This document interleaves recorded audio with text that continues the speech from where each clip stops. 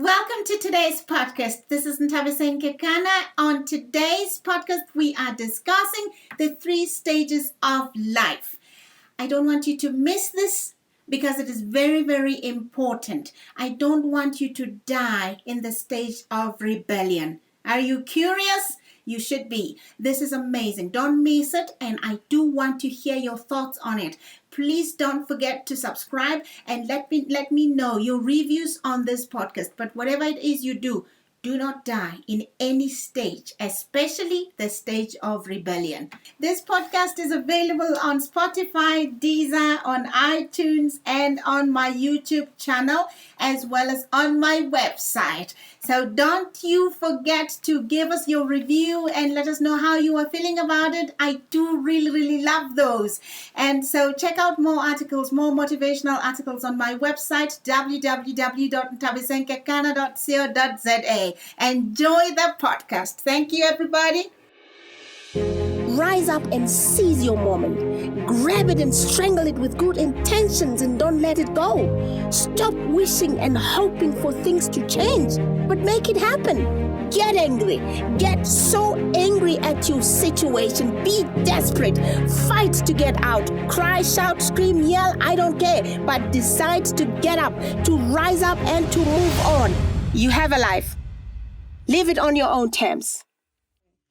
So what makes people who appeared to have had a love for God find that eventually hate him? Yes. It's because he was misrepresented. Yeah. Can I really ask it the way I want to understand it? Yeah. You get families who, for instance, their lives was all God. Monday to Friday.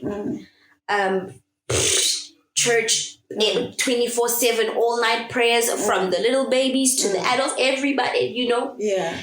and then you know 10 Blink 5 and 6 10 years it's later different. all grown up, and you just want nothing to do with God. Yes. You're just like, I do not want to go to church. Yeah. I just no Christian music, no nothing. I want nothing to do with God. Yeah. But then, for instance, you get a family like ours, for instance. We went to church, okay? But there were times, maybe about a month or 2 months, you just no church, you know what I mean? We were old. We went to youth.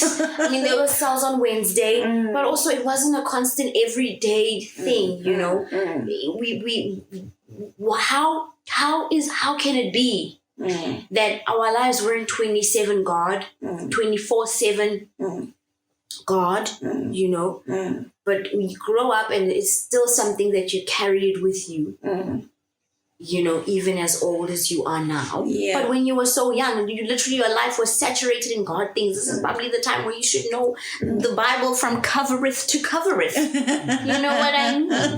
And you just, how I don't understand. I feel like it's so disproportionate, doesn't it sound? I think it's a misrepresentation of the person or the people who are teaching you about God or guiding you about God, because they are the people who introduced you to him. Yes. So they represent him. Yeah. So you look at them in order to learn more about him and to understand him. Yes. So if they act in a manner that you do not like, you not only start to dislike them, you also dislike them. him. Yeah. But I also want to talk about can I bring in some psychology?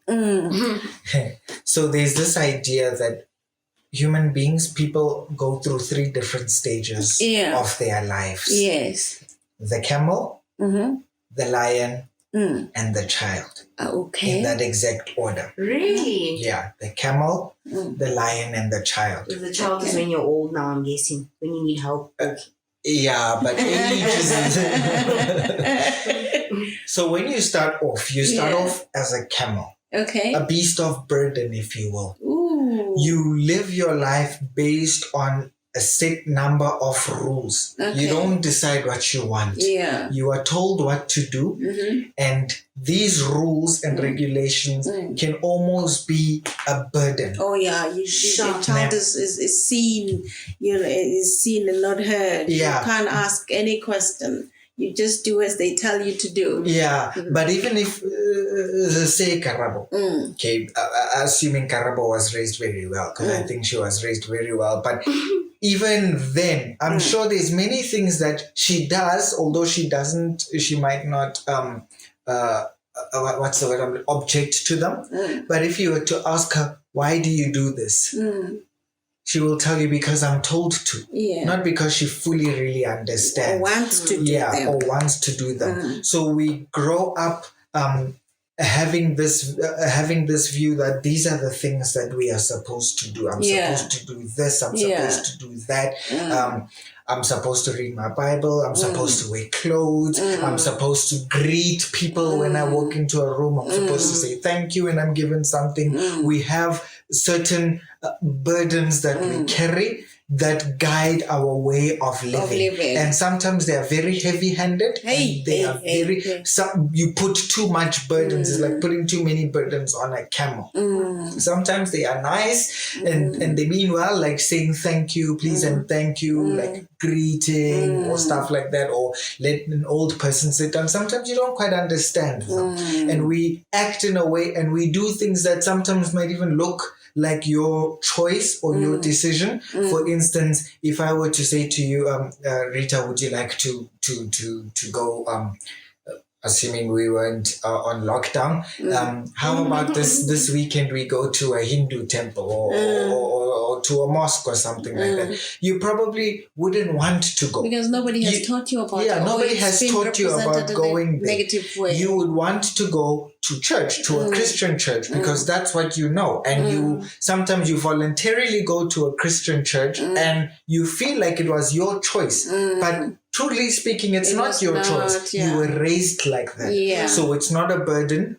So it is a burden, although it might not feel like a burden. Many of the choices we make are choices that are placed on us, and they are burdens. And sometimes we accept them as my cross to carry, my burden in life. I have to say something about that cross. Please, can you hold on?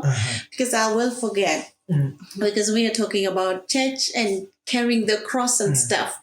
When I was 15, my sister and I, Mama and I, we started going to church. I think she always felt or knew that she had a calling on her life as a pastor. So we would go to church. She wanted to go, I didn't. So I would go with her. She's my sister. And our church was far, so obviously you don't want your sister to be walking that far alone. And so we joined the youth, and we were what is the thing that they now you become a member, of the youth choir or something of church, but that wasn't a choir. So we were there kneeling down, and all these old women were telling us, now you have to carry your cross, and now you are accepted in the house of God, and you should live by the rules and the list and this, and they actually took off her beret and put it on me so that I am not. You wore berets. Yeah, remember that photo where I had a brown beret and we're kneeling down that day? That day, you know that awful picture. I don't even know it. How bad was it? I can see it in my Can head. you see it? Yeah. And we're kneeling down. My sister is here and I'm here, and they're talking to us. Your parents don't come to church. You should come to church. You should be committed to the things of God. And when they said, this is now you carrying your cross, I thought, I have not even been kissed. I was 15. I did not want to carry any cross at that age. So we left there, and they told us, don't do this, don't do all the sins that I didn't even know existed. Of Exodus 20. And they were telling us this. I was so depressed when I left there. I said, no wonder my papa don't come to church. It's hectic. But my sister got it. I didn't. And I wanted to leave. I did not want to do that. So You wanted to leave. And the picture that was painted was that rough. once you're in church, You're no in more prison. living. No more living. Yes. Sure. You see. So you can't. I just wanted to have a boyfriend. I really, for me, that was life. I wanted to be free. I wanted somebody to hold my hand and walk down the street with me holding my hand. I wanted to be kissed. I wanted to be all of those. I just saw my life. I'm going to heaven or hell. I do not think I want that. So I saw God as this cruel person who just wanted to imprison me. And I don't think I ever went to, I didn't go to that church ever after that. So you see, that's what happens. So we you were end up saying carrying these burdens. Exactly. Yeah. Not just religious burdens, but all sorts of burdens. School and morality and whatever else. Eventually, and this is usually when you become a teenager, you become a lion. That's the second stage.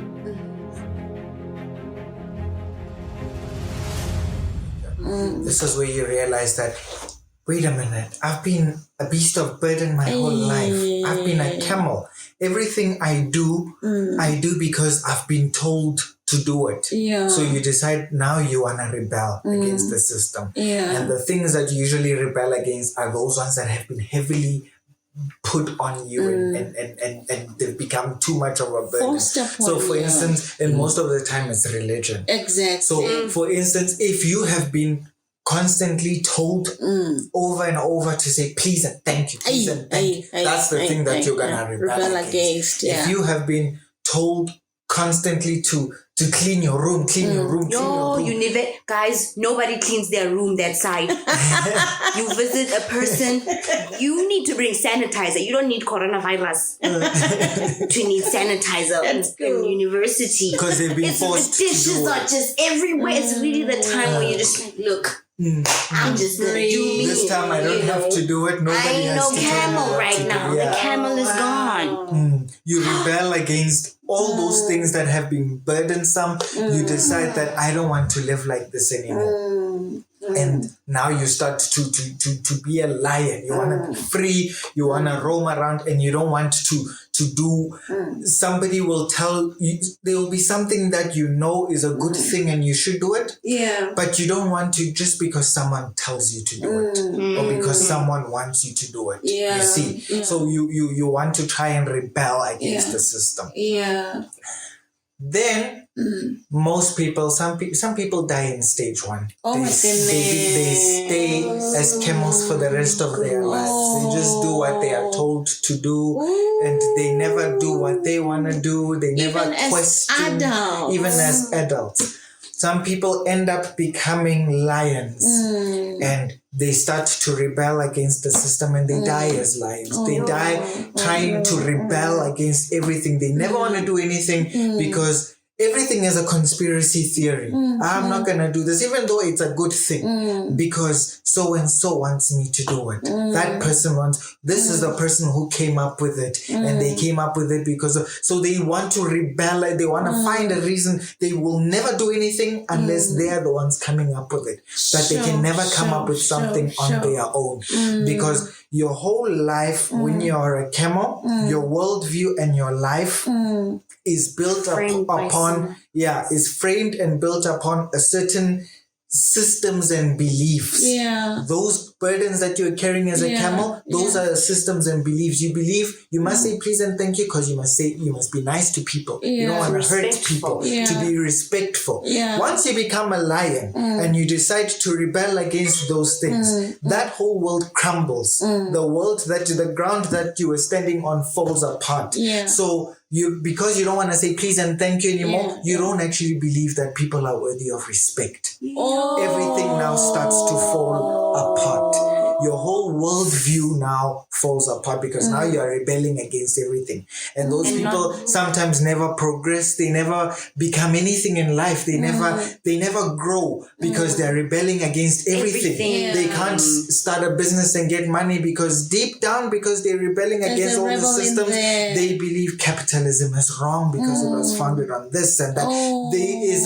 There is a devil behind every bush. There's a snake in every garden. So they're rebelling against everything, and some people die in that stage. Some people eventually come to the third and final stage, which is the child. This is that time where Karabo is a very good example. Yeah. Where you have this Curious. Everything is just exciting. awe and wonder, and it's exciting, and nothing is burdensome. Look at Karabo. When it's time to clean, she cleans and she's happy to do it, and she loves to do it because it's not a burden. I just feel like you left me somewhere. I left you where? I was literally about to ask if you're crying way in the beginning, and you weren't crying. So I think I just tried to control myself because I was like hit on the camel stage, especially when you said some people die on the camel stage, and then you went on to explain how some people die in the lion stage of rebellion. You just rebel. I think I know a lot about rebellion because I actually just. Can I drink my water and just calm myself down like a tissue?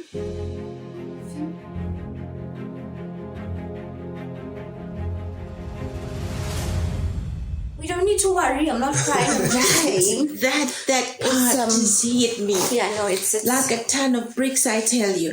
So when I started working, because we were struggling so much, and I didn't think that Maple was a good father, and so when I started working, and he would come and you give me all my money, because we believed you have to go to work and bring all your money to your father. And I remember my first salary was 607.23. I think I still need to forgive him. I still remember that amount. That is heavy.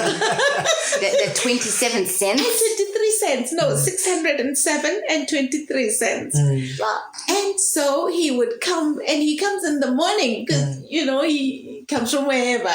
And he comes and he takes it. And every time I have to go to work, I have to wait for him to come. How old are you? I am 22. You're working? I'm working. You have your child? Yes, I have my child, and now I'm waiting for him to come buy milk for my child, to come buy milk for my sister's child, and to come and I'm like you gave begging. Him, you got a salary. Yes. And you gave it to him. Yeah, because that's what we believed. You have to work and give to your children. And your parent. Your parent. The one time I couldn't take it anymore, I grabbed my baby. I left everyone else, and I was gone. Gone. I said, I'd rather suffer on my own, with my 607.23 cents. And I rebelled against him, and I rebelled against all the pastors after that. You start to rebel against the archetype. You see, so because I did not consider, and my reason for rebelling against my father was the fact that he couldn't help me when I was abused by the boy. Yeah. You see. Yeah. And so this boy, he would be standing watching. Though I'm glad that he couldn't help me at the time. You see. In my heart, I still believed you're my father. You have to help me. But my chief came and fixed it and sorted out the whole issue. I wanted my dad, not the chief of my village, to come and help me. So in my heart, though I couldn't say it to him, there was this rebellious spirit. So every time I come across a pastor, I would be rebellious, and they would also hate me. So you'll be ready to rebel. Everywhere I go, there would be the money issue. The money issue. You'd be ready to attack. You'd be like a lion. Yes. Because when they called me and said outside of church and said, oh, Mrs. Kekana, we have decided to do this. I still see my father. And why are you calling me? Yeah. Yeah. You want my 623 cents? Sure. You want it too? I'm telling you. Yeah, sorry, Papa. Are you all right? I think I'm fine. I really needed to let it out. Yeah. Let it out. Let it out. Oh.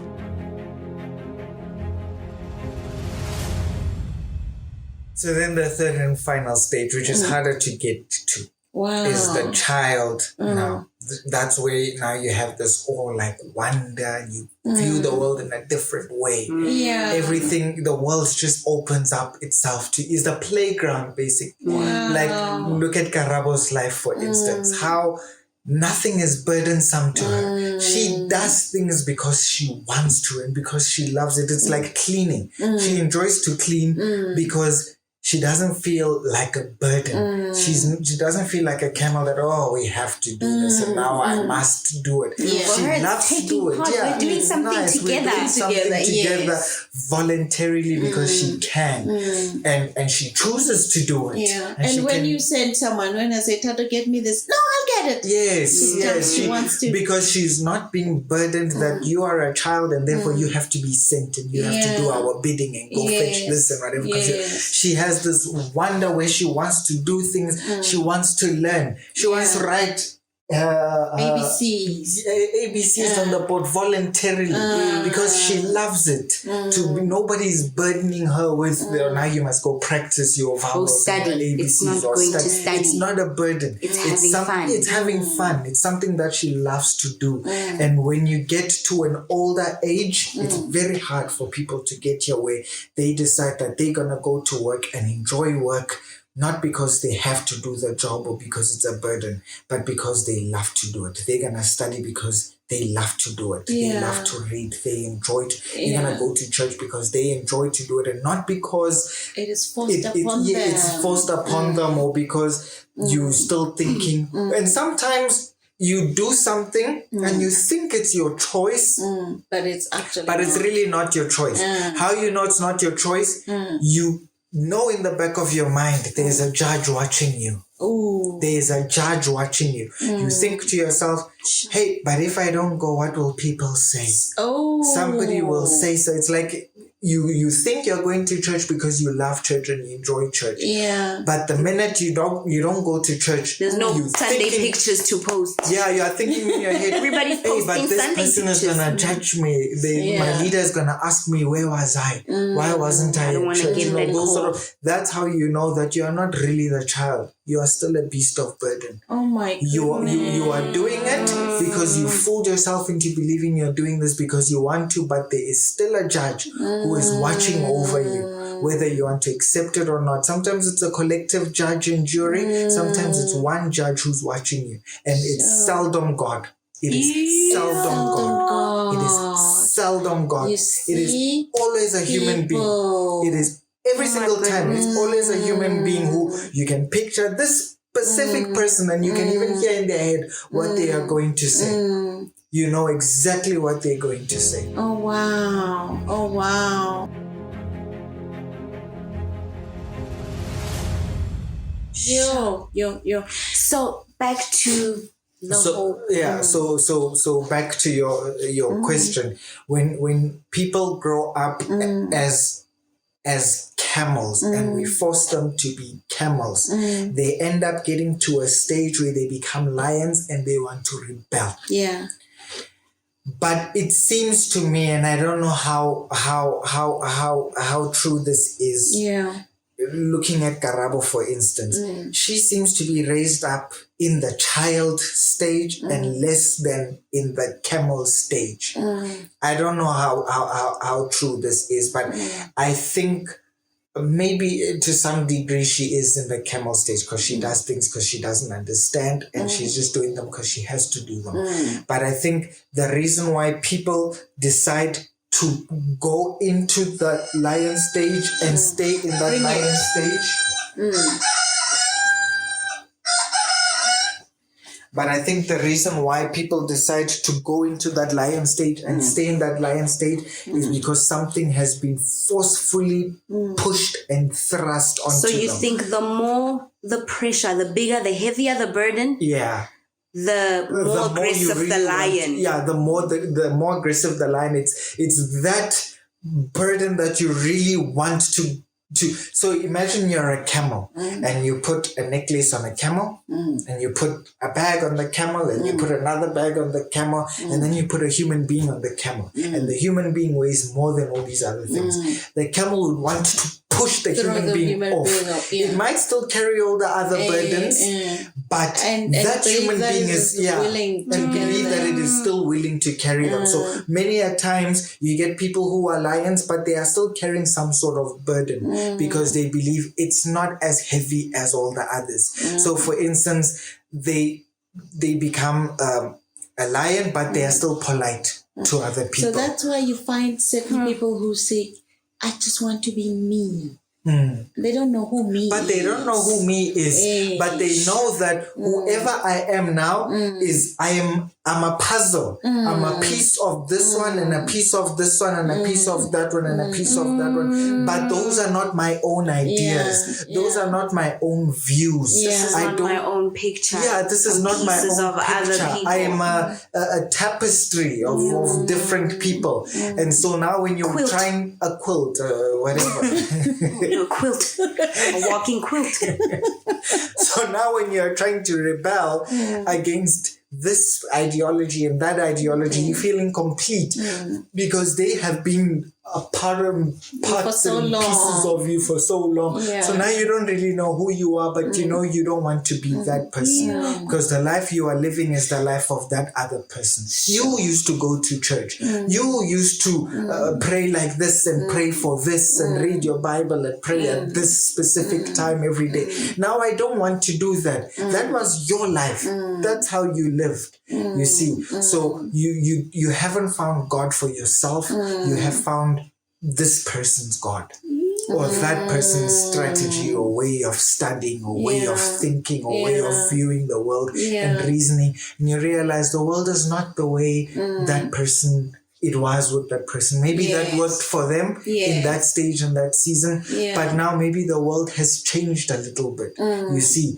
So then you start to rebel against everything and everyone. And against Christianity as well. And against God. So for instance, with us, I think one of the main reasons why we are less likely to rebel is because it wasn't thrust on us like a Your mother burden. was already rebellious.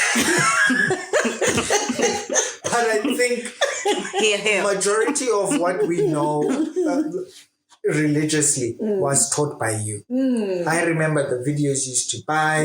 You used to sit us down and tell us the story of Daniel, the story of Jonah. All of these Bible stories we know because you taught us. But they were fun. They were that's what I'm talking about. That's that child stage. It was a wonder. They were fun. They were stories for us to hear and learn. The VeggieTales we used to watch. It wasn't and then you want to read yourself burden. and see, oh my, is this really, and where can I find this?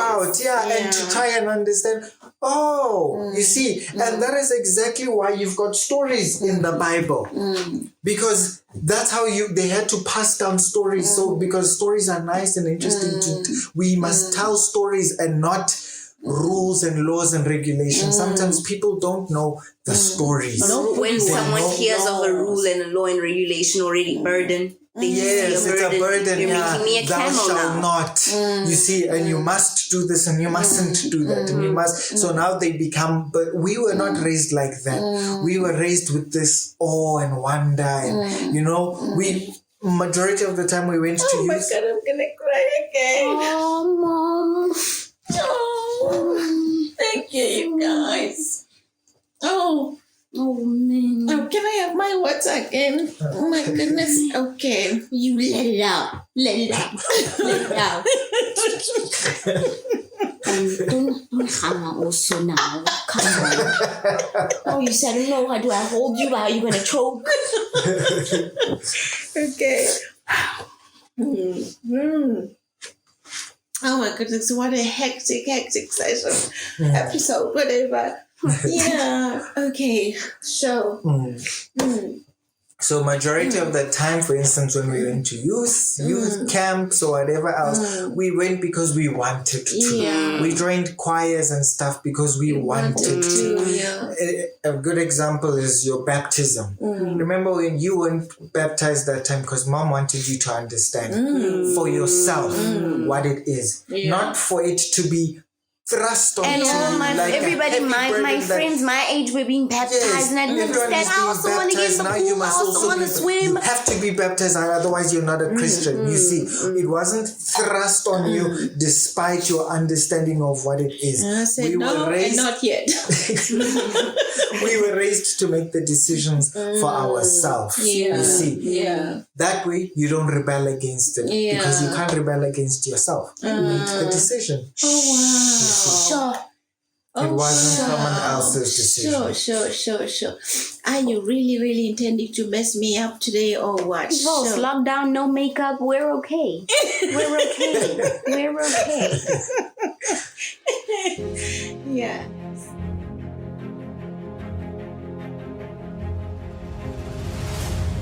Thank you for joining us again, everybody. This, for me, was a very emotional session. I just hope you enjoyed it. I have been tearing up. Today I was like a major weeper. I just wept. Talk about the baby stage. I'm telling you, I just saw some things, understood some things that I didn't understand. The lion and the camel, and the baby and the baby stage. But I just hope you benefit from this session as I have benefited, and I really enjoyed it. Sure. After this, I really want us to go through it again because I want to hear more of it. Join us again next time. We appreciate you listening with us. And please don't forget to subscribe. We love you, and good night, everybody. Toodaloo, Edna. Good night.